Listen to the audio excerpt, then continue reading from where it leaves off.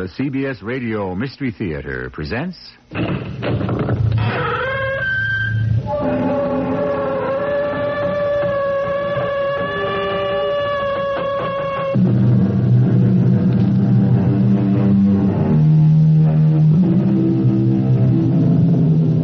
in.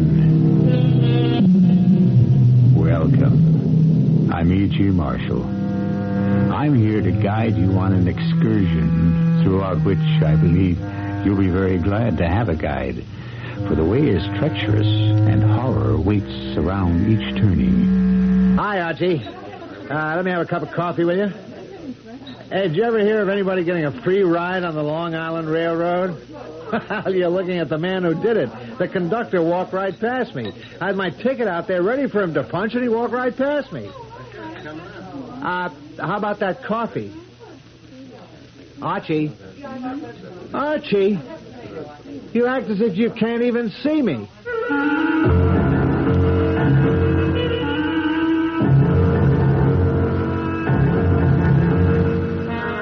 Our mystery drama, The Master Computer, was written especially for the Mystery Theater by Field and Farrington and stars Robert Dryden and Augusta Dabney. It is sponsored in part by Anheuser-Busch Incorporated, Brewers of Budweiser, and Buick Motor Division. I'll be back shortly with Act One.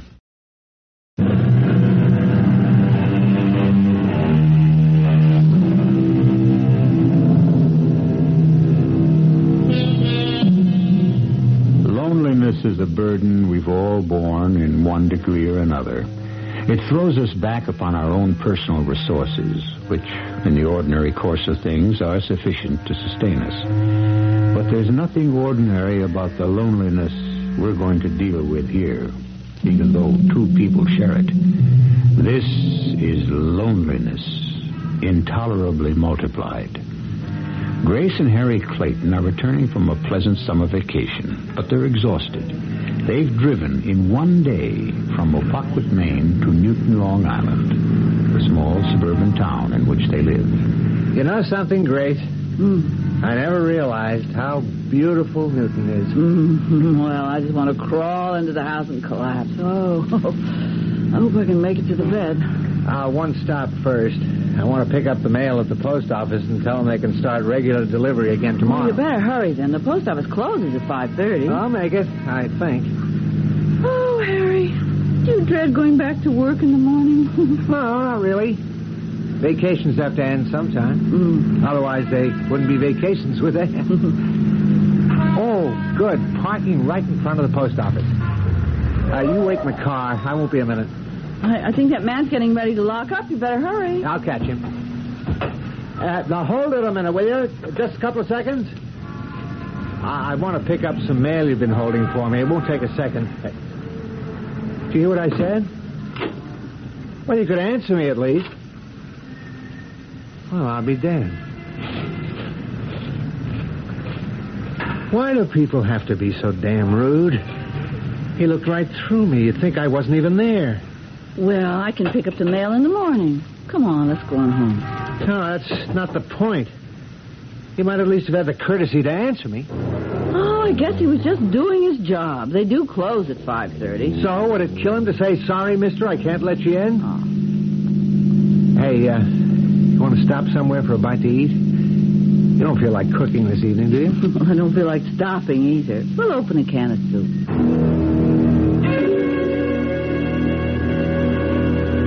This bread's moldy, Grace. Oh, well, I'm sure there's some kind of crackers in the box. Oh, I've got just about enough energy to eat some soup and make one phone call.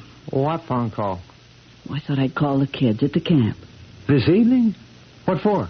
Oh, I don't know, really. I just feel like talking to them. Okay. I've been worried about Benny's batting average myself. You go ahead and make the call. I'll heat the soup. I suppose it's silly, but I just don't feel like any. Camp Catcher, Hello, this is Mrs. Clayton, Tim and Benny's mother, and I'd like to speak to... Can't you hear me? I want to speak to either Tim or Hello? Benny. Hello. This is Mrs. Clayton. I'd like to speak to... He hung up. Huh. Well, it must have been a bad connection. I could hear him perfectly well, but he couldn't seem to hear me. We'll dial them again. Maybe you'll get a better connection this time. Oh, I guess it's silly anyway. They're probably having supper. How's the soup? Oh, good. Hey, I think I'll call Pete and Alma Rhodes. What for? Oh, just let them know we're back. No reason. I guess we've both got telephonitis tonight. Okay. Oh, let me talk to Alma before you hang up. Oh, this soup isn't really as good as I make, but it's the spot. Hello? Hi, Alma. It's Harry. We're back. Hello? It's Harry, Alma. Can't you hear me? Hello? Oh, I don't know why people... I guess our phone's out of order. Same thing? She couldn't hear you? Yeah. I'll report it to the phone company tomorrow from the office. Oh, what if somebody tries to call us tonight? I'll be very glad the phone's out of order.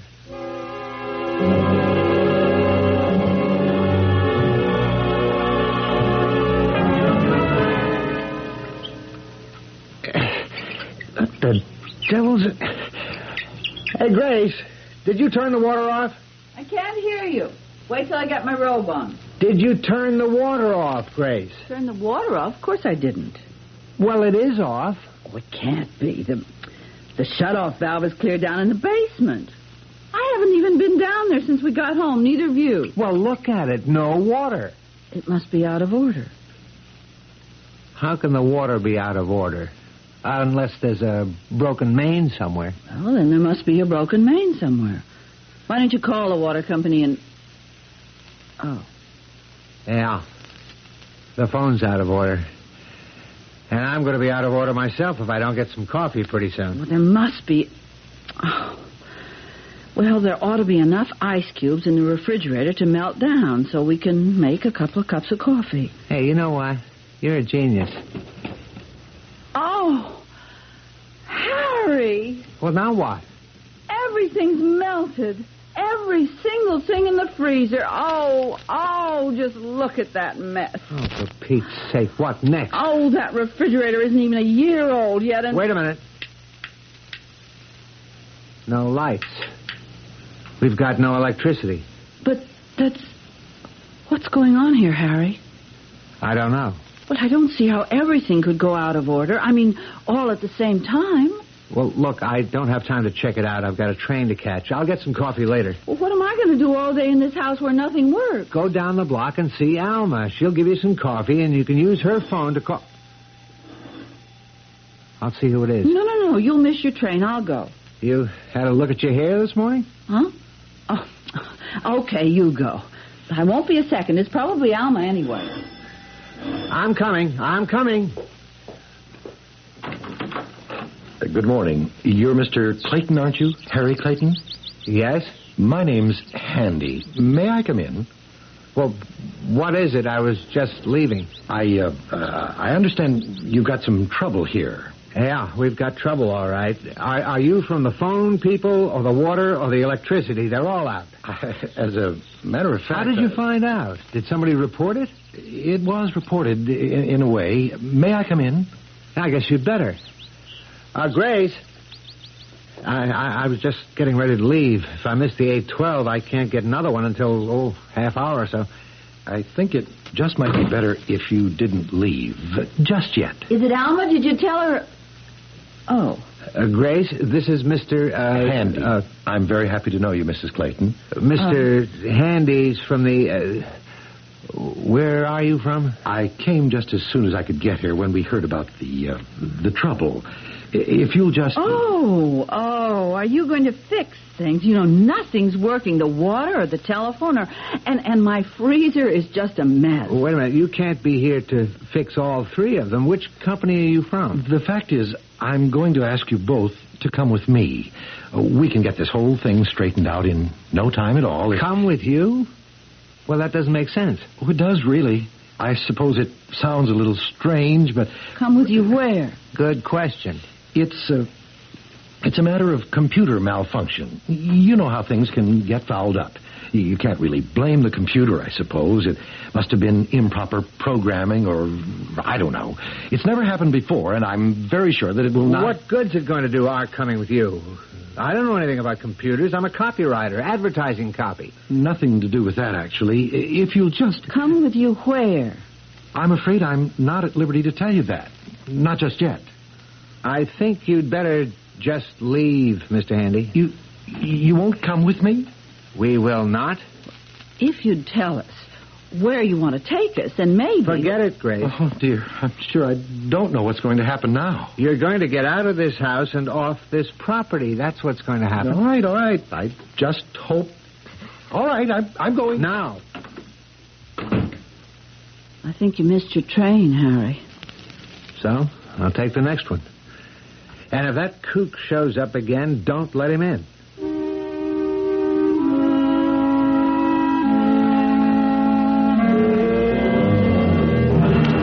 Hi, Archie. Let me have a cup of coffee with you. I haven't even had my first cup this morning, and I'm dying. Did you ever hear of anybody getting a free ride on the Long Island Railroad? You're looking at the man who did it. The conductor walked right past me. Had the ticket out there ready for him to punch, and he walked right past me. Hey, how about that coffee? If I don't get it soon, Archie?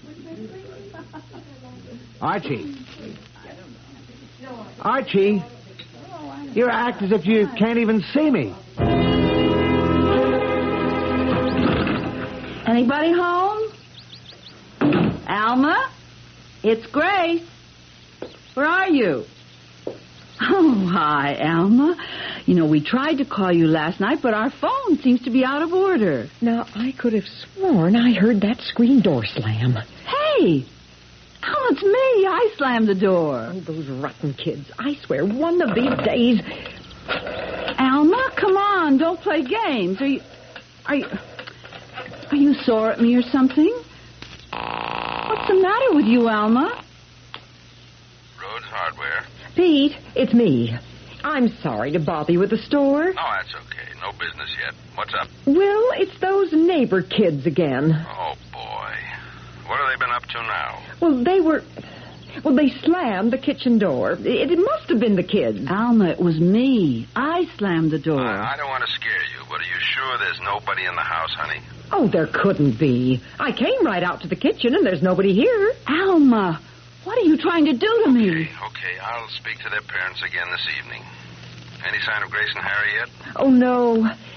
And I'm getting kind of worried.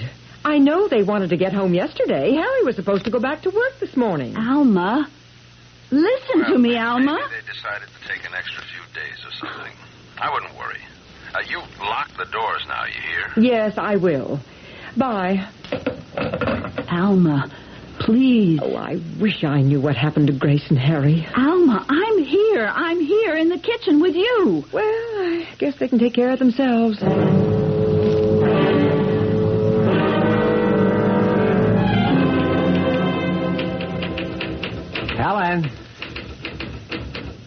Helen, I'm back. Listen, will you knock it off with the typing and look at me, for Pete's sake? I'm Harry Clayton. I've been here almost 3 years, and you... Damn it, look at me. Stop that typing. All right, if you won't talk to me, maybe Dave Green will. Listen, Dave, I want to know what's going on here. I walked into the office where I've been working for 3 years, What and the she will... devil? Helen, why did you open this door? Open the door? Now, Mr. Green, I've been sitting right here. Funny. Okay, get Mr. Bradwell on the phone. Tell him it's about the ocean mist account. Listen, Dave, I've had just about enough of this. How could it blow open? There's not a breath of air in this place. Come on, Dave, a joke's a joke. You know perfectly well I'm standing right here beside you. Yes. Oh, how's it going, Ernie? Listen, about that ocean mist copy. I know, but Clayton hasn't come in yet this morning. Dave, for Pete's sake! Oh, he'll be here, all right. He's a dependable guy. Let's give him another day. He may have had some kind of car problem, you know. He's fast. We won't lose any time waiting. Don't worry. He'll show up. Or he'll be good and sorry. Is it possible for a man suddenly to become invisible to the people around him? Unable to make himself either seen or heard? Well, it certainly isn't ordinary, but since it seems to be happening to Harry Clayton and to his wife Grace, it must be possible. Imagine the feeling of total isolation. Imagine the loneliness. I do hope you'll be able to hear me when I return shortly with Act Two.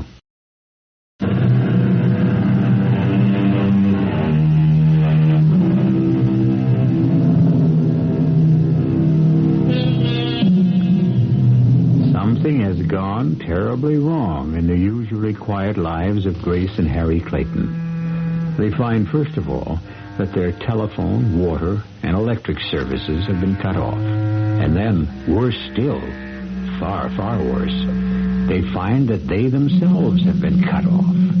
Cut off completely from the comfort and warmth of human interchange. Other people, friends and strangers alike, are unable either to see or hear them.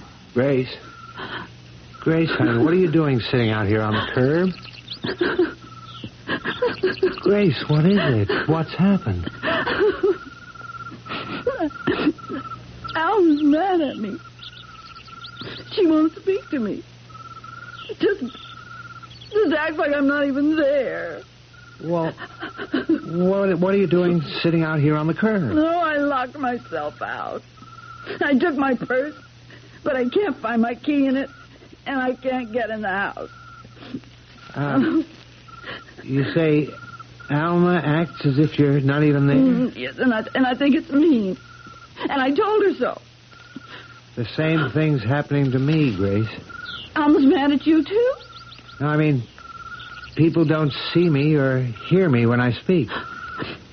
The counterman at the diner, Helen, the receptionist at the office, even Dave Green, the copy chief. But why should everybody be mad at us all of a sudden? I don't think they are, Grace. I think they really can't see or hear us. Really? Can't? Oh. But that is impossible. Is it? I would have said so yesterday. I'd have laughed at the idea, but today, it's happening.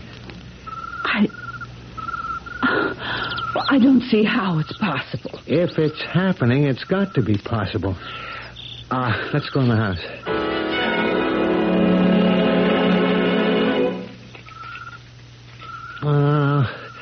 I haven't got them. Your keys? They're right there in your hand. Not the front or back door keys. How could they have got lost off the ring? Oh, they must be there. No. They're gone. I had them last night. We got in all right last night. Oh, dear. Should we try a window? Now they're all locked. Hey, I've still got the car keys. We can... What, go to a restaurant? No, we can't order. I'm not hungry anyway. Are you? No, I'm not. Now that you mention it. Well, we've got to go somewhere. We can't just stand here. Harry, let's go and try Pete and Alma again. I can tell you right now it won't work. And it's not an experience I enjoy, being treated as though I don't exist. But we could try once more, couldn't we? If it'll make you feel better, sure. Alma? Out in the kitchen, Pete.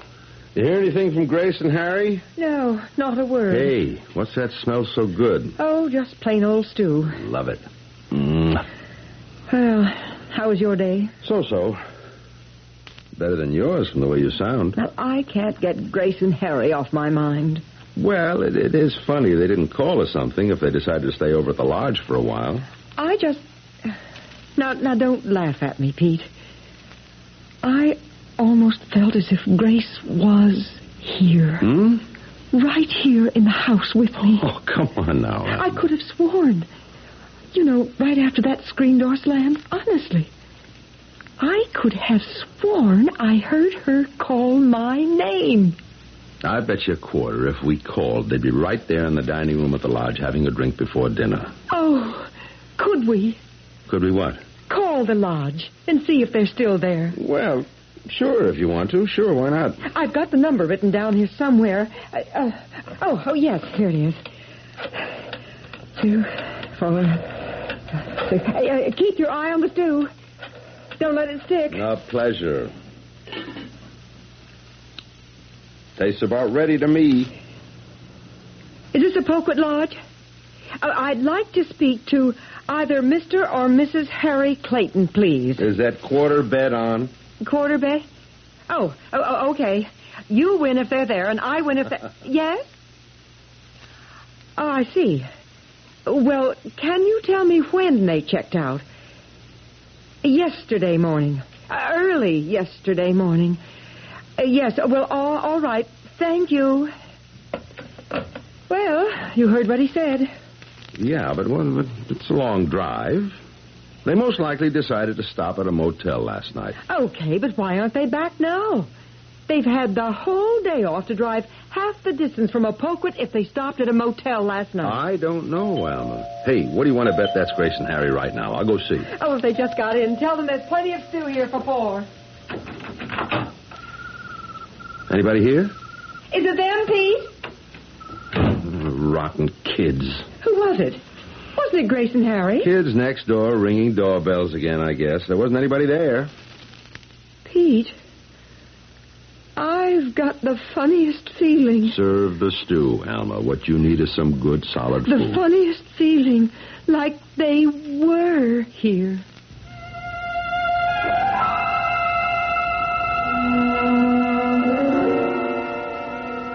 There must be something we could have done, Harry. Something to make Pete realize that it was us ringing the doorbell. I don't know what. It's the most frustrating thing that ever... Come on, get in the car, Grace. I don't know what's happened to us, but I do know that things don't go the way you expect them to anymore. I'm scared, Harry. Scared. So am I. Ah, the car goes. That's something, anyway. Harry? Yes? Can we drive up to Camp Patchawa, see the boys? You sure you want to? Oh, yes. What if they can't see us or hear us, like everybody else? What if they don't even know we're there? But surely the boys. After all, we can see each other. Yes, but we don't know why. All right, we can try it, I guess. We've only got about a half tank full of gas, though. Well, there'll be plenty of gas stations along the way. So? For one thing, I don't have much money, $6 or $7. And I don't know any way to get any more. And if I had $1,000 in my pocket, how would I go about getting a gas station attendant who doesn't even know I'm there to put gas in the car?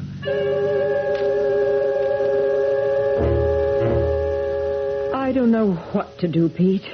They didn't stay on at the lodge in Opoquet. They checked out yesterday morning. Well, they could have decided to go somewhere else. I mean, is it really any of our business? Pete, they're our friends. Okay.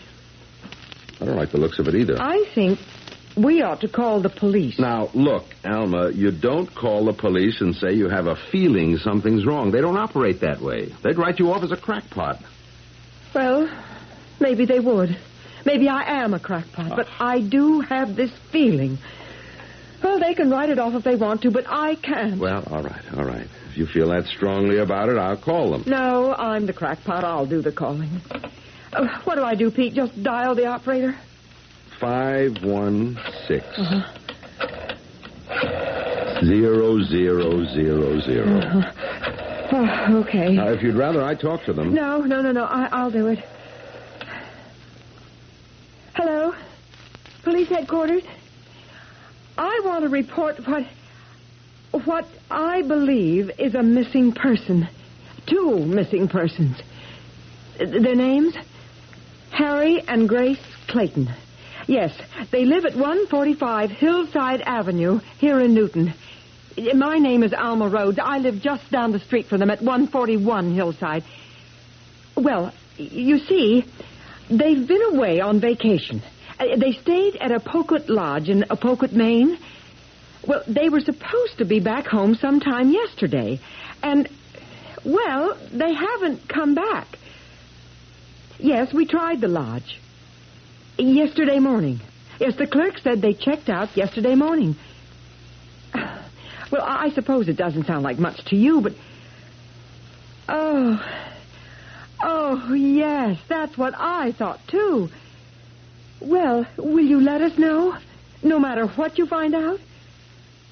Oh, thank you, officer. That's very good of you. There, you see, Pete? He said I was right to call.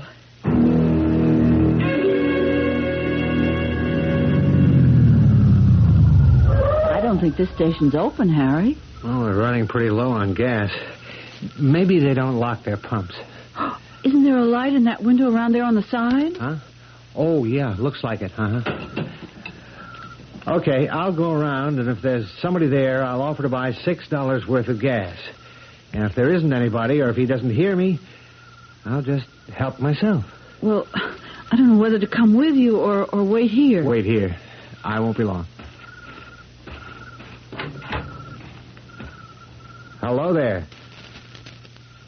I'd like to buy some gasoline. $6 worth of gas, if you're open for business. If you don't sell me $6 worth, I'm going to steal a whole tank full.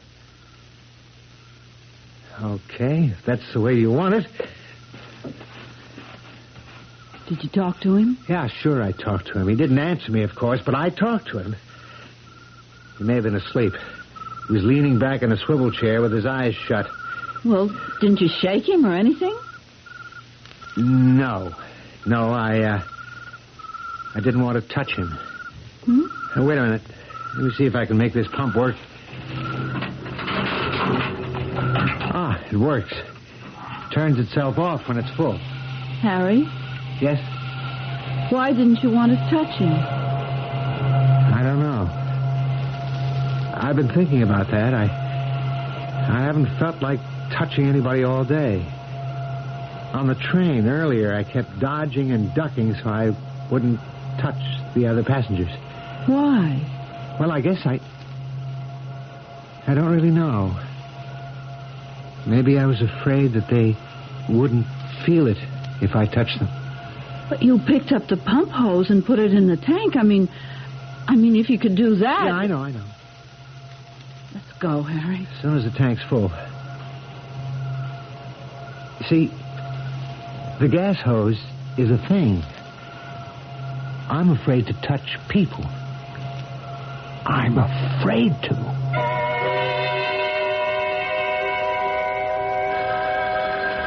I'll get it. It could be the police. I'll get it anyway, Alma. You've already done your part.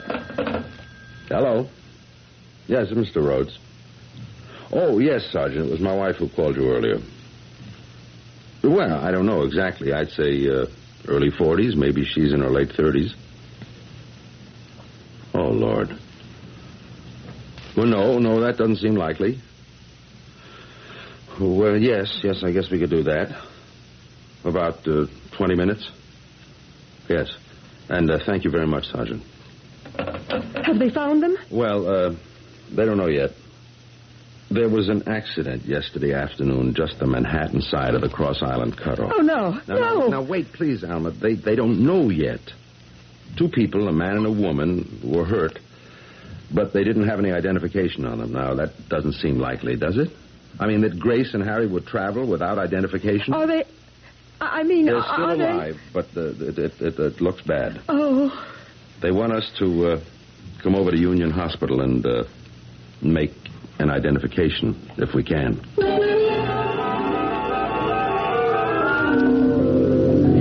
Harry, are you sure you made the right turn back there? I've driven this road 100 times. Harry? Huh? You remember that man who came to see us this morning? What was his name? Handy. Mr. Handy. Yes. I wish we'd gone with him. Wherever it was he wanted us to go. Maybe. It didn't seem like a very good idea at the time, though. But at least he could see us and hear us. Yeah, you're right.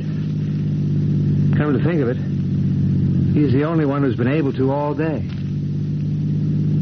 Harry, Yes? Do you want to know what I think has happened to us? All right. I think we're dead.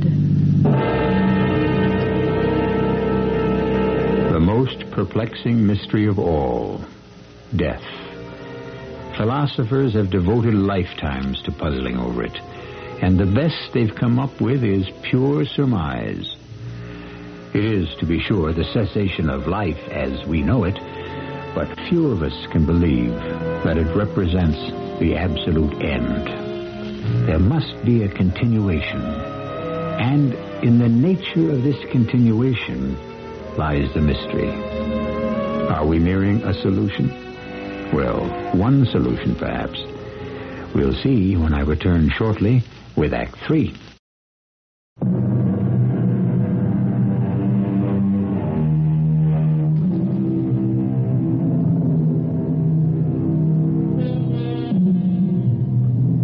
To the rest of the world, Grace and Harry Clayton have apparently ceased to exist. Although they move about among people as they have always done, these people are now quite unaware of their presence. Grace has come to believe that they are actually dead, and that the mysterious thing that has happened to them is life after death. They're on their way now to see their two boys, Tim and Benny, at Camp Kachawa. They suddenly feel a great need to do this.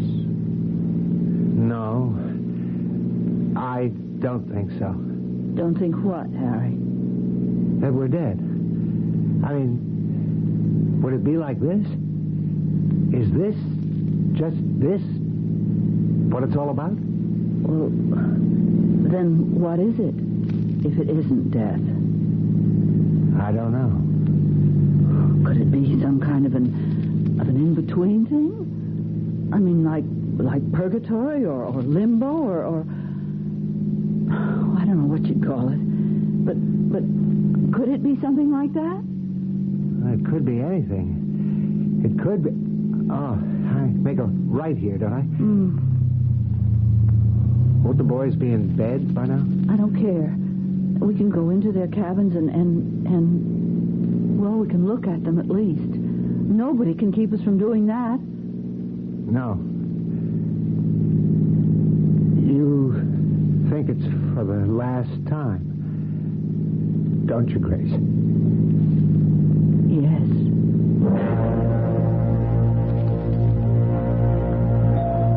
You stay here in the waiting room, Alma. I'll go in and see them. I ought to go in there with you. If I weren't... What would be the point? In case it should be Harry and Grace, it wouldn't help matters for both of us to have to see them. Pete? Yes. It is Grace and Harry? Yes. Are they... They're still alive. Doctor says he doesn't see how it's possible, but they're both still alive. Is there any hope at all? Well, there's always hope. I'm quoting the doctor. I don't understand about no identification. Yeah, neither does anyone else. There just wasn't anything in his pockets or her bag either. Could they have been robbed? I don't think there was time. Look, I told the doctor we'd wait, but if you'd rather... No, I want to stay. The only thing is, I think I'm going to cry. Now, you go ahead. Maybe I will, too.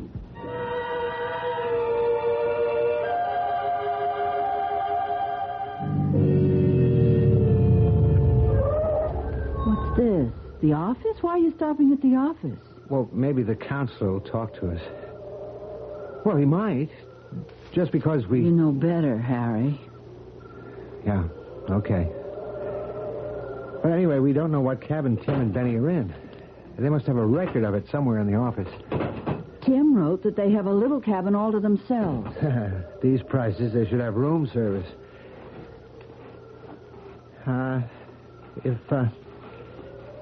If you're right, what about the boys? I don't know.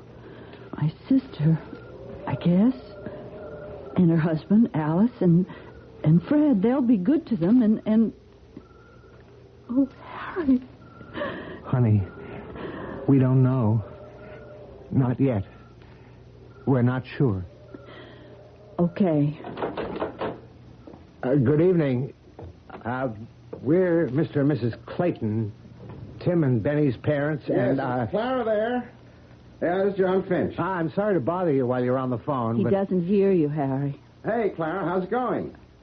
Yeah, I'm stuck here tonight, just waiting for the phone to ring or whatever. If you could just take a second or two and tell us which cabin Tim and Benny Clayton We'll are have in. to find it for ourselves, Harry. He doesn't know we're here. Right. Let's check this filing cabinet. So long as I got this place to my... What the devil? Hey, just hang on a minute, Clara. Health charts, these look like. Who did that? Now, wait a minute. Who's in here? This could be it. Yes, Arnold, Barlow. Yes, here it is. Clayton, Timothy, and Benjamin. Cabin number 7. Wait a minute. Put that folder back in there. Oh, Lord. Let's go, Grace. Clara? Hey, Clara, something screwy's going on here.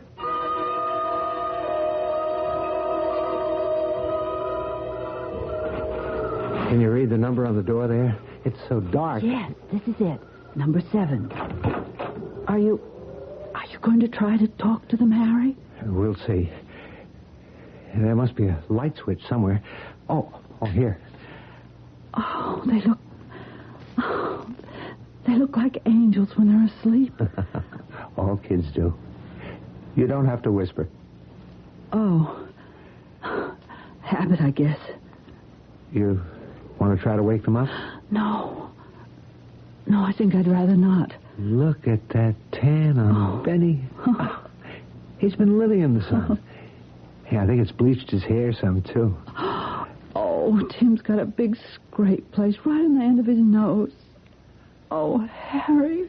I think we'd better get out of here, Grace. Not just yet, please. It might be the last. Can't we stay for just a little while? All right. We'll have to go eventually. Benny's been biting his nails again.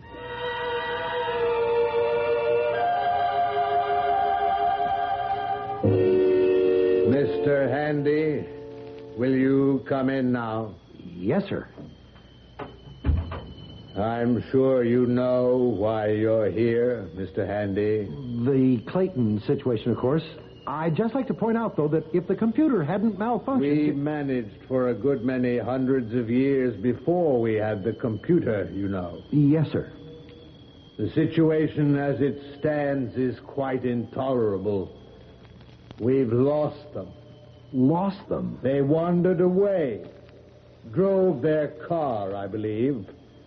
And the computer, even now in good working order, hasn't been able to locate them. Oh, dear. Yes.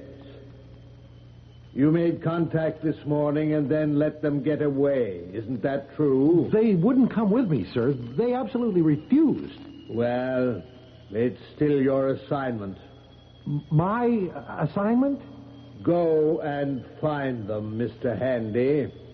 Go and find Grace and Harry Clayton. But if the computer can't find... Then you must.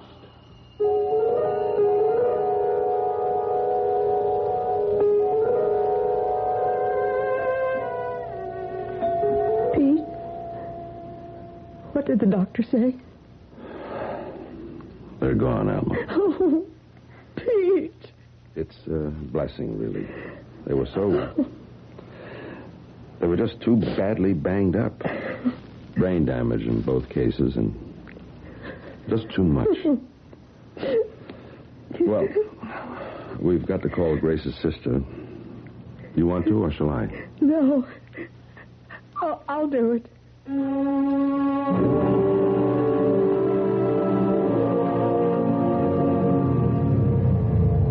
Now what? Are we out of gas? No. Not according to the gauge. Damn thing just stopped, that's all. Oh. What are we going to do now, Harry? I don't know. Just sit here, I guess. Or get out and walk in the fog. I don't think it matters much.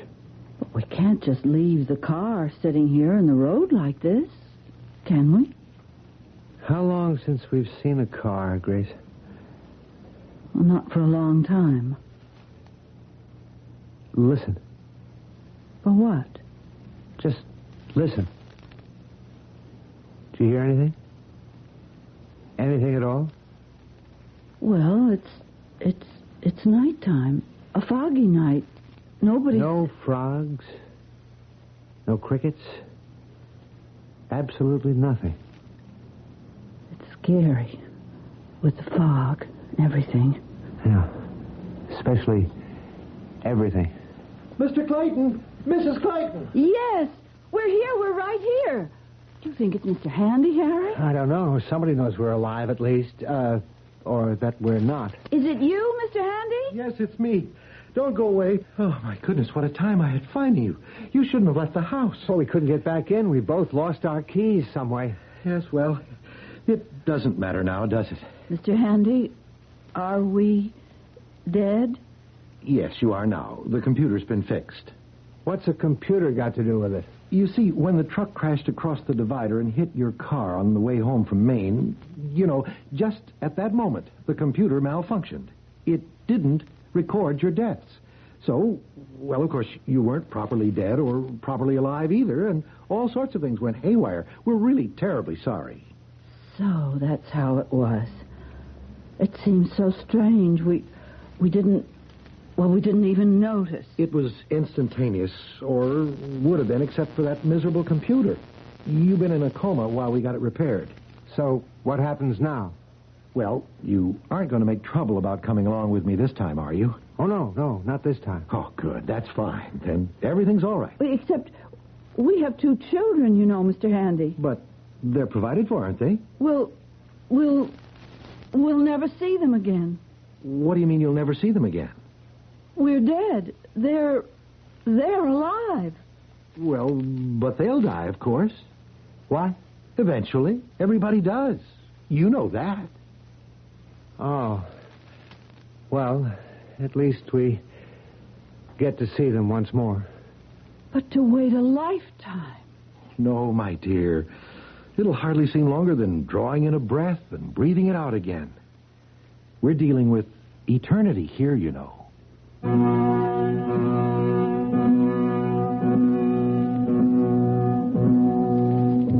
Well, perhaps that's the way it happens.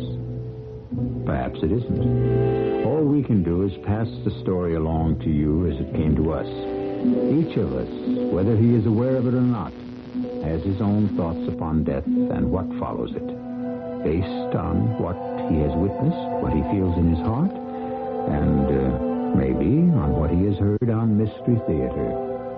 I'll be back shortly.